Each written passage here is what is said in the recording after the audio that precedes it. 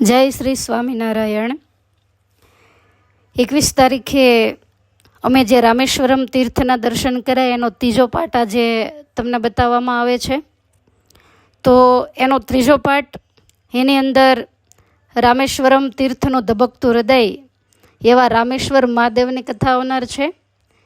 પરંતુ ત્યાર પહેલાં રામેશ્વરમમાં એવો નિયમ છે કે સમુદ્ર સ્નાન કર્યા વગર, 22 તીર્થોમાં સ્નાન કર્યા વગર રામેશ્વરમના દર્શન થતા નથી અને એનું પૂરું ફળ પણ મળતું નથી। તો એ ન્યાયે અમે સમુદ્ર સ્નાન કરવા માટે જઈ રહ્યા છીએ। તમે જોઈ રહ્યા છો ત્યાં અમારા ઓનલાઈન શ્રોતા કોઈમ્બતુરમાં રહે છે, કચ્છના હરિભગત છે। આપણે તો ઓળખતા નથી પણ ઓનલાઈન કથાના માધ્યમથી ઓળખે છે। તો એ અમને મળ્યા અને મળીને ખૂબ જ રાજી થયા, ગદગદિત થયા અને આંખમાંથી આંસુડાઓ પડવા માંડ્યા।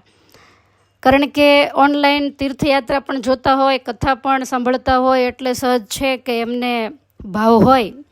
તો એ પણ અમારી સાથે સમુદ્ર સ્નાન પણ કરશે અને રામેશ્વરમજીના દર્શન કરવા પણ એ અમારી સાથે આવે છે। એમનો પરિવાર આ રામેશ્વરમની યાત્રામાં નીકળેલો હશે અને અનાયાસે અમને મળ્યો।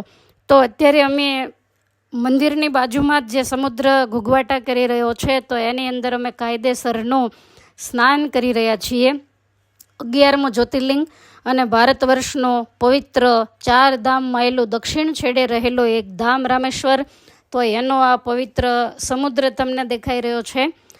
તમે કન્યાકુમારીનો સમુદ્ર જોયો, ધનુષકોટીનો સમુદ્ર પણ તમે જોયો અને જગન્નાથપુરીનો સમુદ્ર પણ તમે જોશો તો સમુદ્ર હંમેશા બહુ મોટા મોટા મોજાઓથી ઉછાળા મારતો હોય, પણ રામેશ્વરમનો સમુદ્ર એક જાણે કે સામાન્ય સરોવર ભરેલું હોય એમ ઝીણા ઝીણા પાણીના ઉછાળાઓ આવતા હોય છે।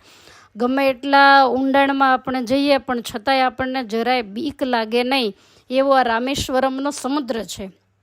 તો સમુદ્ર ક્યારેય ડાયો હકીકતમાં હોય નહીં, પણ આ સમુદ્રને ભગવાન રઘુનાથજીએ ડાયો બનાવ્યો છે।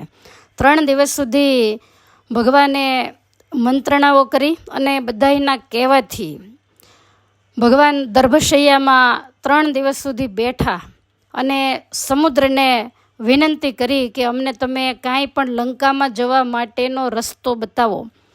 લક્ષ્મણજીની તો ના જ હતી કે આપણે ક્ષત્રિયો છીએ, આને કાકલુદી કરાય નહીં, આની સામે ધનુષ બાણથી જ કામ લેવાય। પણ ભગવાન મર્યાદા પુરુષોત્તમ હતા એટલે કહ્યું કે પહેલાં વિનંતી કરીએ ને પછી નહીં સાંભળે તો પછી આપણી પાસે દંડ નીતિ તો છે જ। એટલે આ સમુદ્રને કિનારે ભગવાન 3 દિવસ બેઠા પણ સમુદ્રએ કાંઈ જવાબ દીધો નહીં અને પછી પરમાત્માના નેત્રો લાલ થયા અને તરત જ ઊભા થઈને ભગવાન કહે છે કે લક્ષ્મણ લાવ મારું સારંગ, કારણ કે લાતો કા દેવ બાતો સે નહીં માનતા એમ કહી અને ભગવાને જ્યાં સારંગ ખેંચ્યું ત્યાં તો સમુદ્ર અનેક મણીઓની માળાઓ વગેરે લઈ અને ભગવાનને શરણે થયો કે એ પરમેશ્વર મને તમે સૂકવી નાખશો તો અંદર કેટલાય જે જળચરો છે એનો નાશ થઈ જશે, સમુદ્રનું અસ્તિત્વ મટી જશે, મને સૂકવવા માટે તમારું એક જ બાણ કાફી છે, માટે હે પરમેશ્વર ધીરજ ધારી અને કામ કરો। ભગવાન કહે છે કે હે સમુદ્રદેવ, અમારે તમે જાણો છો કે અહીંયાથી લંકા સુધી જવાનું છે, છેક સુધી તમારી જ સપાટી છે, તો અમારે સામે કાંઠે પહોંચવા માટે શું કરવું? તો એના માટે તમારી પાસેથી નિર્ણય લેવા માટે આ દર્ભની પથારી કરી અને 3 દિવસ સુધી અમે તમને વિનંતી કરી પણ તમે જવાબ ન આપ્યો, ત્યારે જ અમારે આ નિર્ણય લેવો પડ્યો છે।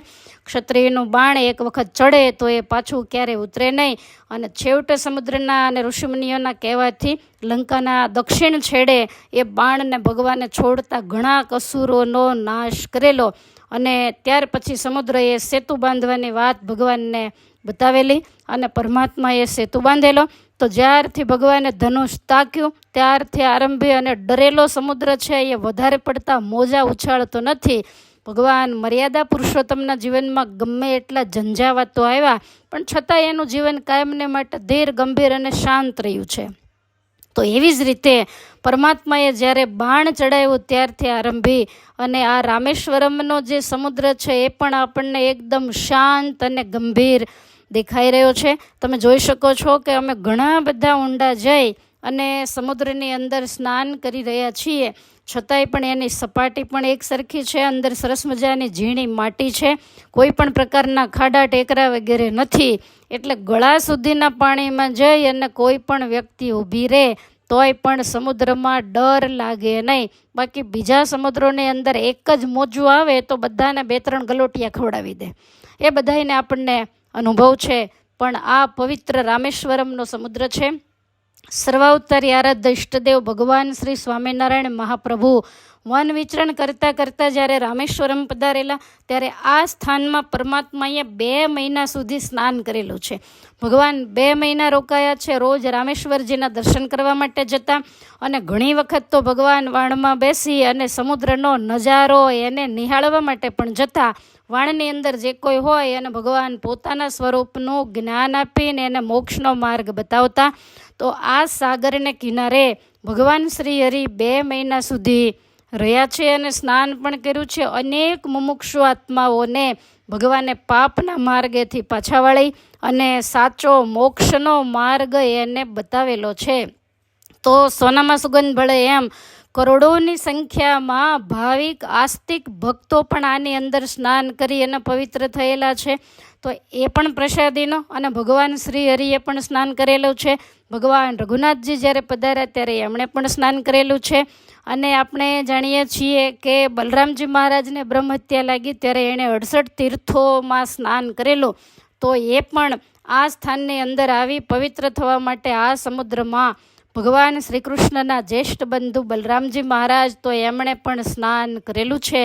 તો એ પવિત્ર સાગરની અંદર અમે બધા જ બહેનો સ્નાન કરી અને ડૂબકી લગાવી રહ્યા છીએ. શાંત સમુદ્ર છે, આમ તો ટાઈમ નથી, નહીતર કન્યાકુમારીની જેમ વળી 2 કલાક સ્નાન કરે એવું હતું. પણ અમારે રામેશ્વરમજીના દર્શન કરવા માટે જવાનું હતું. ત્યાંના 22 કૂવામાં સ્નાન કરવાનું હતું. વળી આખા રામેશ્વરમના અલગ અલગ સ્થાનોમાં ફરી અને આવેલા એટલે બધાય વડીલ બહેનો હોય તો એ થોડા ઘણા થાકેલા પણ હોય. તો એ ન્યાયે અમે 15-20 મિનિટ સુધી આ સમુદ્રની અંદર સ્નાન કરી અને નિરમે નિરમે નિરમે રે જોયા જીવન નિરમે. તો એ કીર્તનનો ગાન 1-2 સાખીઓ વગેરેનો ગાન કરી અને બધા જ બહેનોને પવિત્ર સમુદ્રનું જે જળ એ છાંટી અને અમે નાહી રહ્યા છીએ. સમુદ્રનો પણ સુંદર મજાનો નજારો, તમને એવું જ લાગે કે આ સમુદ્ર નથી પણ તળાવ છે. તો સાંજનો સંધ્યા ઢળવાનો સમય છે એટલે સૂર્ય અસ્તાચળ તરફ જ્યારે જઈ રહ્યો છે ત્યારે એકદમ સુંદર આકાશી કલરનો આ સમુદ્ર હોય એવું દેખાઈ રહ્યું છે. તો બધા જ બહેનો સાગરની અંદર સ્નાન કરે છે. સ્નાન કર્યા પછી વસ્ત્રો વગેરે બદલાવી અને અમે મંદિર તરફ જઈએ છીએ. જેવી રીતે આ દેશની પવિત્ર જે મોટી મોટી નદીઓ છે એમાં સ્નાન કરવું અગત્યનું છે, એવી જ રીતે આ દેશમાં સમુદ્ર છે એ પણ ભગવાનના અવતારો મહાપુરુષો દ્વારા પાવન થયેલા છે. તો એમાં સ્નાન કરી અને અમે રામેશ્વરમજીના મુખ્ય દર્શન તરફ જઈ રહ્યા છીએ. તમે જોઈ રહ્યા છો કે મંદિરની બહાર બધા જ બહેનો ઊભા છે. પછી બધા જ એકસાથે અંદર પ્રવેશ કરશે.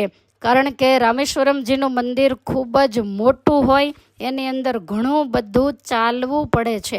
આ બહારની બધી જ મોટી મોટી જે બજારો છે એને તમે નિહાળી રહ્યા છો. વચ્ચે વચ્ચે આવતા અનેક પ્રકારના મંદિરો છે, મોટી મોટી યાત્રિકો માટે ધર્મશાળા છે. તમે જોઈ રહ્યા છો કે જે શંકરાચાર્યજી આ રામેશ્વરમની યાત્રા કરેલી તો એવા શંકર સ્વામીનું પણ બાજુમાં સુંદર મંદિર છે અને એની ભવ્ય પ્રતિમા એની અંદર બિરાજમાન છે. અને અમે રોડ ઉપરથી જ નમસ્કાર કરી અને અમે જઈ રહ્યા છીએ. ઇષ્ટગોપુરમની અંદર પ્રવેશ કરી અને અમે રામેશ્વરજીના દર્શન કરવા જઈએ છીએ. આપણા મંદિરે એક વડીલ પાર્ષદ હતા, કારણ કે એ અહીંયાના ભોમિયા હોય, કયા રસ્તેથી જવું કયા રસ્તેથી બહાર નીકળવું એનો અમને બહુ ખ્યાલ ન હોય. તો એને અમે ભોમિયા તરીકે ગાઈડ તરીકે સાથે લીધેલા. તો આ સરસ મજાનું રામેશ્વરમજીનું ગોપુરમ એના તમે દર્શન કરી રહ્યા છો. દક્ષિણી શૈલીમાં બનેલું ખૂબ જ સુંદર મજાનું આ મંદિર છે. અને આ મંદિરની ઊંચાઈ પણ ઘણી બધી છે અને પહોળાઈ લંબાઈ પણ એટલી બધી છે. પૂર્વ અને પશ્ચિમમાં 865 ફૂટ લંબાઈ છે. દક્ષિણ અને ઉત્તરમાં 657 ફૂટની પહોળાઈ છે. પૂર્વ અને પશ્ચિમમાં મોટા મોટા 2 ગોપુરમ વગેરે છે. તો એની અંદર પ્રવેશ કરી અને અમે સૌ પ્રથમ જે પવિત્ર 22 તીર્થો કહેવાય છે તો એની અંદર સ્નાન કરવા માટે જઈ રહ્યા છીએ. જે 22 તીર્થની અંદર અલગ અલગ જેના નામ છે તો ત્યાંના જે લોકો હોય એ કૂવામાંથી પાણી સિંચી અને તમામ યાત્રિકોને સ્નાન કરાવતા હોય છે. અમે અમારી જાતે સિંચીને પણ સ્નાન કરતા હોઈએ છીએ. તમે જોઈ રહ્યા છો સમુદ્રનો કિનારો છે, છતાં પણ દરેક જે કૂવા છે એનું જે જળ એ અલગ અલગ સ્વાદમાં છે. કોઈમાં મીઠું હોય, કોઈમાં કંઈક અલગ થોડો ટેસ્ટ હોય. તો આવી રીતે બધી જ કુઈઓ ભરેલી તમે જોઈ રહ્યા છો. તો એના બધા અલગ અલગ નામ છે.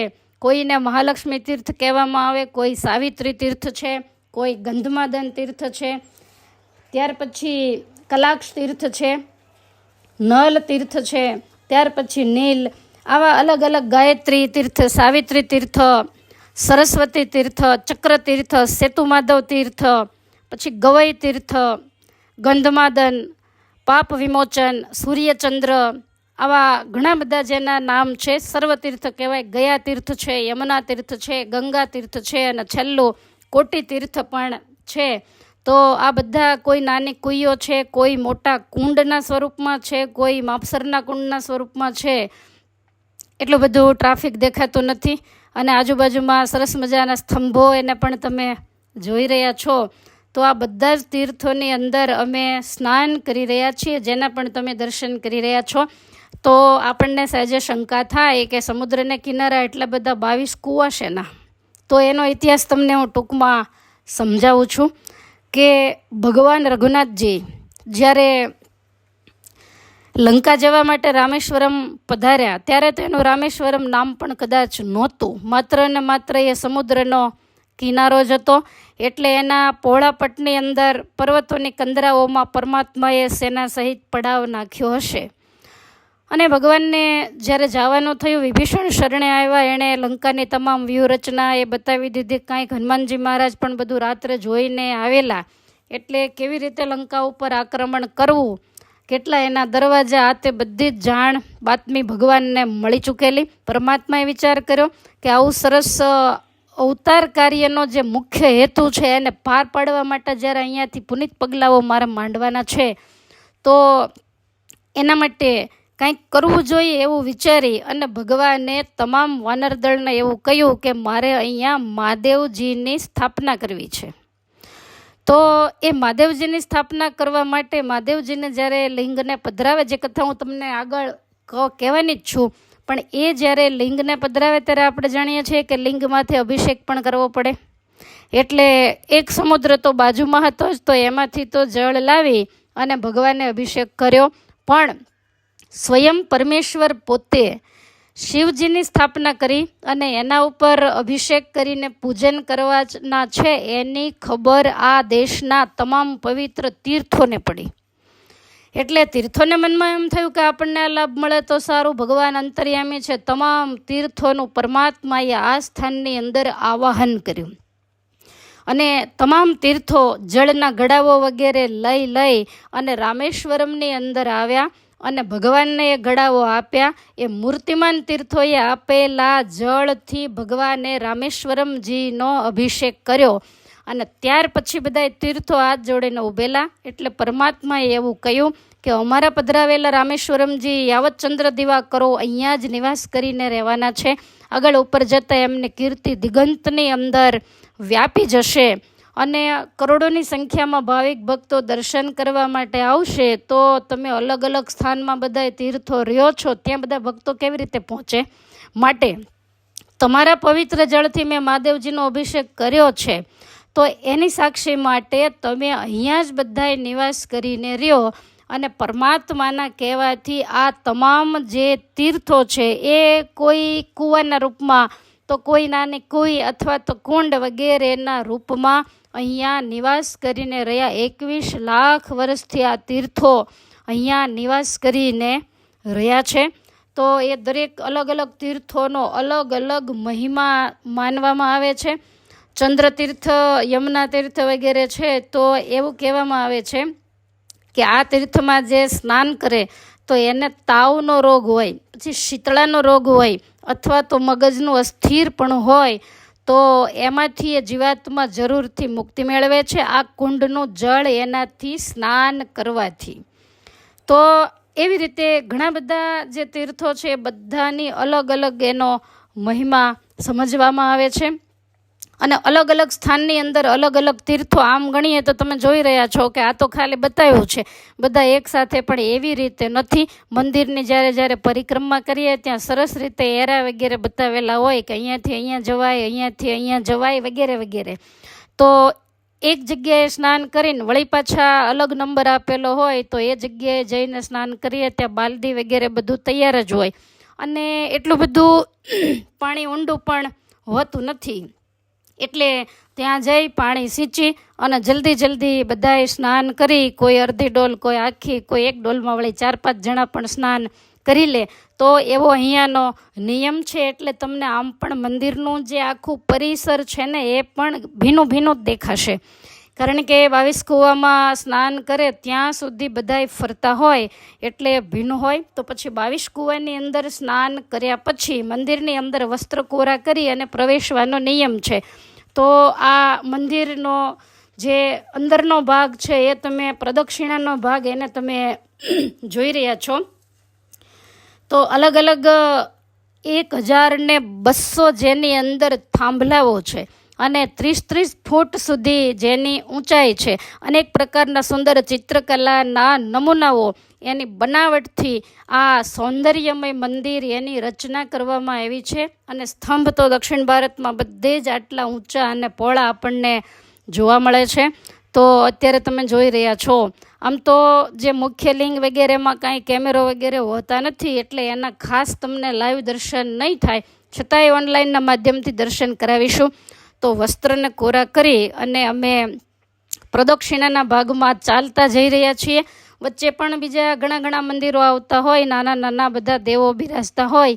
તો એના દર્શન કરતાં અમે ધીમે આગળ જઈ રહ્યા છીએ. બધાના વસ્ત્રો આમ તો ભીના છે પણ નીચોવી અને કોરા કરેલા છે એટલે બધા ધીરે ચાલી રહ્યા છે. હોવું જોઈએ એટલું બધું ખાસ ટ્રાફિક પણ નથી. તો અમે રામેશ્વરમજીના દર્શન કરવા માટે જઈએ છીએ. મંદિરનો સાંજનો નજારો, સરસ મજાની ઝળહળતી લાઇટો, એના તમે દર્શન કરી રહ્યા છો.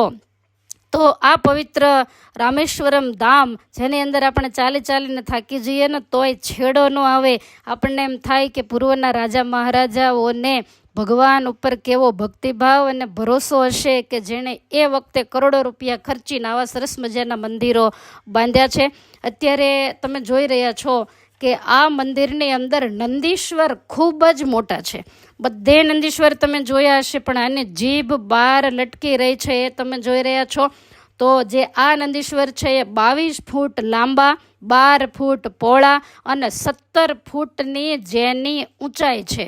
તો આવા વિશાળ નંદીશ્વર ભગવાન રામેશ્વરમની સામે બિરાજમાન છે. તો સરસ મજાના કલરથી એમનો રંગ કરેલો છે.